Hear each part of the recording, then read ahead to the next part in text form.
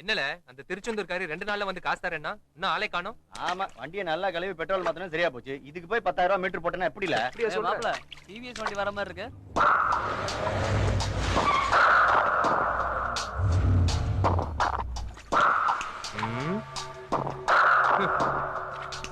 என்ன வேணும்? சொடக்கா போடுறீங்க?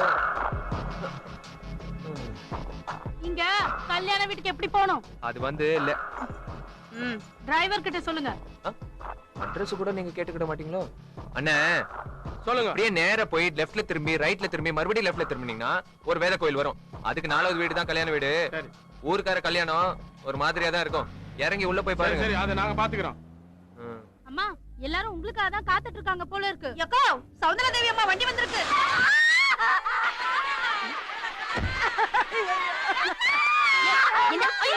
என்ன பண்றீங்க? அடா அட்ரஸ் மாத்தி சொல்லிட்டான்.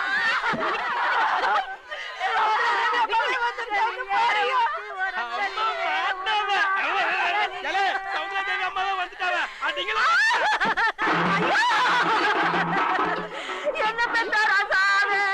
என்ன விட்டு போயிட்டீங்க?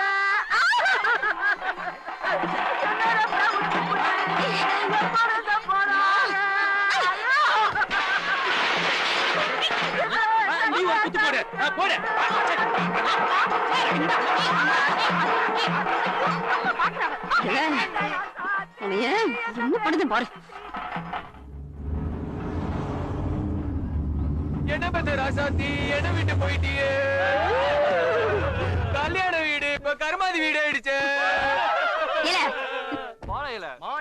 வேப்பல போதுமால யாருக்கிட்ட பேசுறேன்னு தெரியுமால? தெரியுமே. தூத்துக்குடி பெருவணிகர் திரு சுப்பையா அவர்களின் தவ புதல்வியும் வெள்ளதோர் அவர்களின் தவ தங்கச்சியுமான மிஸ் ஆர் மிஸ்ஸஸ் சகுந்தலா தேவி. தெரிஞ்சுமா மோதுற? தெரிஞ்சதுனாலதான் மோதுறேன். நீங்க சொடக்கு போட்டு கூப்பிடுவீங்க. ஏன்னு கேட்டா வழி கேட்கறதுக்கு ஒரு பிஏ, அது கேட்டுக்கிறதுக்கு ஒரு டிரைவர். ரொம்ப திமிருதான். நாங்க கல்யாண வீட்டுக்கு தானே வழி கேட்டோம். நாங்களும் கல்யாண வீட்டுக்கு தானே வழி சொன்னோம். நாங்க போனது இழவு வீடு. அட செத்தவர் பேரு கல்யாணம். பாத்தீங்களா உங்க டிரைவரே கரெக்ட்னு சொல்றாரு. அம்மா வேணும்னே வம்பு இழுக்கறாங்க. வாங்கம்மா போயிடலாம். கிளம்புங்க. ஏல என்கிட்ட மோதிட்டல உன் நிம்மதியை கெடுக்காம விட மாட்டேன். நானும் உங்களை நிம்மதியா தூங்க விட மாட்டேன். ஏன்னா நானே கெட்டவன். அதான் உன் மூஞ்சிய பார்த்தாலே தெரியுதே. உன்னை என்ன பண்றேன்னு பாரு. மேடம் நீங்க என் நிம்மதி கெடுக்க உங்க அண்ணன் கிட்ட சொல்லி ஆளை வச்சு என்ன அடிப்பீங்க. நான் என்ன பண்ணுவேன் தெரியுமா? 10 பேர் முன்னால நீங்க கௌரவமா இருக்கும்போது அது கெடுக்கிற மாதிரி சக்கு ஐ லைக் யூ அப்படின்னு சொல்லிடுவேன். ஏன் ஐ லவ் யூன்னு கூட சொல்வேன். எப்படி இருக்கும் உங்களுக்கு? நிம்மதி கெட்டு போயிரும்ல. ஏய் யார பார்த்து என்ன பேசுற?